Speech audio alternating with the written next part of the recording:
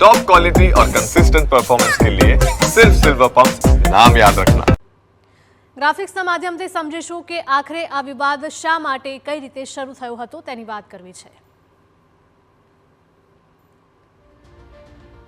મહારાષ્ટ્રના કોલ્હાપુરમાં આવેલો છે 1200 વર્ષ પ્રાચીન નંદિની મઠ અને આ નંદિની મઠમાં લોકોની શ્રદ્ધા પણ ખૂબ જ અતૂટ હોવાનું માનવામાં આવી રહ્યું છે।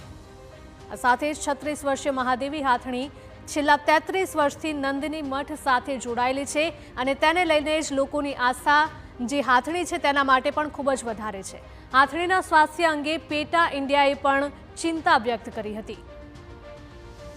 મહાદેવીને સારવારની જરૂર હોવાનો પેટાએ બોમ્બે હાઈકોર્ટમાં દાવો પણ કર્યો હતો અને મહાદેવીની શારીરિક અને માનસિક સ્થિતિ ગંભીર હોવાના રિપોર્ટ્સ પણ પેટા દ્વારા રજૂ કરવામાં આવ્યા હતા।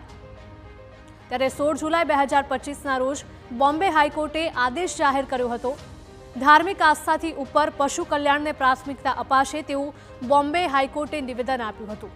આ સાથે જ મહાદેવીને જામનગર સ્થિત વંતારા મોકલવાનો નિર્ણય જાહેર કરવામાં આવ્યો હતો અને આ જ નિર્ણય અંતર્ગત તેને જામનગર લઈ જવામાં આવી છે સારવાર માટે। મઠ દ્વારા હાઈકોર્ટના નિર્ણયને સુપ્રીમ કોર્ટમાં પડકારવામાં આવ્યો છે। તો 28 જુલાઈ 2025ના રોજ સુપ્રીમ કોર્ટે હાઈકોર્ટના નિર્ણયને યથાવત રાખ્યો છે। તો 29 જુલાઈ 2025ની વાત કરીએ તો ત્યારે મહાદેવીના સ્થળાંતર બાદ સ્થિતિ વધારે વણસી હતી। લોકોમાં આક્રોશ ફેલાયો છે અને 10,000 કરતાં પણ વધારે લોકો નંદિની મઠની બહાર ઊભા રહ્યા છે અને વિરોધ કરી રહ્યા છે। મહાદેવીને નંદિની મઠમાં પરત લાવવાની માંગ વધારે ને વધારે ઉગ્ર બની રહી છે। લોકોનો વિરોધ છે અને લોકોની પણ એક જ માંગ છે કે હાથણીને ફરીથી મંદિરમાં પરત લાવવામાં આવે।